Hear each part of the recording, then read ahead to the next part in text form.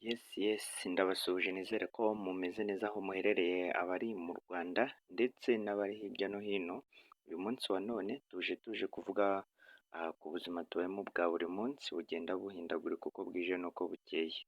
So abantu benshi bazi ko uko tubayeho bakagira ngo ahari ni ibintu biza bigwiriye umuntu cyangwa se bakagira ngo ni ibintu biba bitateguwe. Buriya ibyo wakoraga mu myaka ibiri ishize ntekereza ko uno munsi nibwo buzima uri kubamo ndetse n'ubuzima uzabamo mu myaka ibiri iri imbere cyangwa itatu ndetse n'imyaka uzabamo n'imyaka uzamara igihe cyose, umenye yuko wakagombye kuba uri kuyitegura muri iki gihe turimo uno munsi wa none.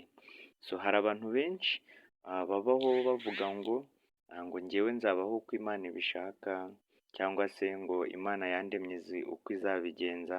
Guys, niba uri umuntu ushaka kugera ku iterambere, niba uri umuntu wifuza kugera ku bintu byinshi birenze ayo magambo yihorere, ayo magambo yihorere rwose.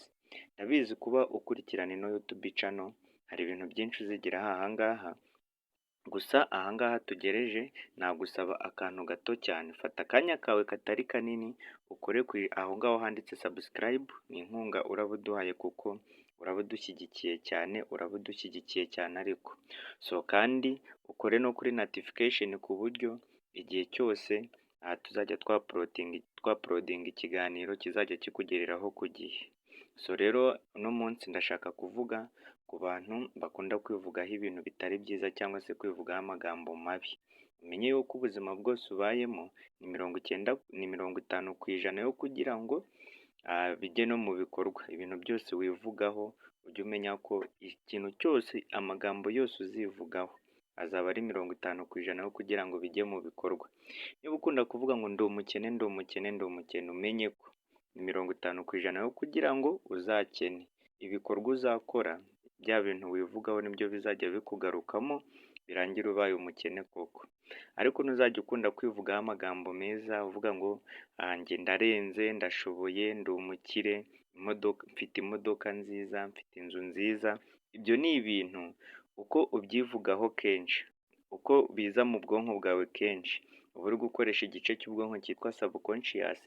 Ni hahandi uhura na ya modoka utekereza ugatangira kuyibazaho. Ni hahandi ugeraho abakire bagenzi bawe nk'uko ukunda kubyaturiraho aho bari, ukumva wavugana nabo cyangwa ukaba wagira ikintu babaza. Iyo ni intambwe uba uri gutera guys, iyo ni intambwe uba uri gutera ikuganisha kuba washyika kuri bya bindi wifuza. So rero igihe cyose nawe uri kwivugaho ibintu bibi ujye umenya ko ni nk'aho uba uri kwiroga, ujye umenya ko uba uri kwiroga rwose. Ahubwo hora iteka ryose wivugaho ibintu byiza, wivugeho ibintu byiza ndetse ntihazagire n'umuntu n'umwe uzagusuzugura, n'uzakubwira nabi rwose ebana muzatongane pe, ntuzamwemerere, ahubwo ujye uhora wivugaho ibintu byiza cyane. So niba tugeze ahangaha ugikurikiranye video, andika muri comment ati ngo rwose guhera none sinzongera kwivugaho ibintu bibi, ubwo nanjye ndaza kureba feedback muri comment uko bimeze.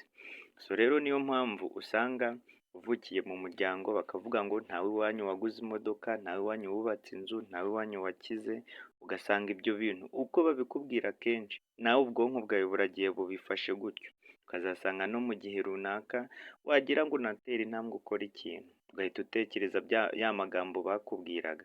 Guys, niba ufite umubyeyi wawe ukubwira ayo magambo nk'ayo, umubwire rwose, umwihanangirize ntazongere kukwaturiraho ibyo bintu kuko ni ibintu bitatuma ugera kure cyangwa se ni ibintu bitatuma ugera kuri level wifuza gushyikaho. Ahubwo ujye uhora iteka ryose uvuga neza ubuzima uzabamo, ubuzima wifuza, ubuzima bw'inzozi zawe, ubundi aba ari bwo buzima ugomba kwiberamo kabone n'ubwo ntabyo urageraho. Numara kubyumva ko uzabigeraho wowe, ubwonko buzagufasha no kubishyira mu bikorwa ku buryo bizakorohera cyane.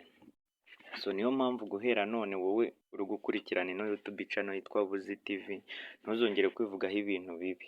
Niba uri n'umubyeyi uri hano ukaba ufite umwana wawe ukaba ukunze kumubwira amagambo atari meza, umubwira ngo se nkawe ngo uzimarira iki, ngo dore uko ameze, ngo nta bwenge ugira, ayo magambo rwose niba uri umubyeyi bibe ubwa mbere n'ubwa nyuma kuva wumvisha iki kiganiro ntuzongere kuvuga amagambo nk'ayo kuko ayo magambo akurikirana umwana wawe kandi ntabwo wakwifuza ko umwana wawe yabaho ameze nk'umuntu utagira ubwenge nk'uko uba ubivuga, ahubwo jya umuvugaho ibyiza kabone n'ubwo yaba yakoze bibi, banza umushimire wenda nyuma uze kumucyaha cyangwa umuhane ariko wabanje kumushimira. Hari uburyo umuntu ashimira umuntu wakoze ikosa kandi akaba amuhaniyemo akanemera ko yakoze ikosa, ariko nanone akaba amuhanye mu buryo buri positive cyangwa se mu buryo na wa muntu nyine atabona ko umuntu yamurakariye cyane. Niba uri umubyeyi ukoresha igishoboka cyose ubinyuze muri izo nzira mu buryo bwo gushimira umwana wawe aho kugira ngo umwaturireho ibintu bitari byiza cyangwa amagambo mabi. Kandi nihana wenda mbwira ku babyeyi cyane cyane, ababyeyi ibintu byose muvuze ku bana banyu birabakurikirana kuko ni nk'imbuto mbi muba muri kubiba mu bana, uba uri kubiba mu mwana wawe kuko aho ageze hose aguma yitekerezaho kuri bya bindi byamubayeho, yitekerezaho kuri buri kimwe cyose bigatuma atanigirira icyizere cy'ubu buzima.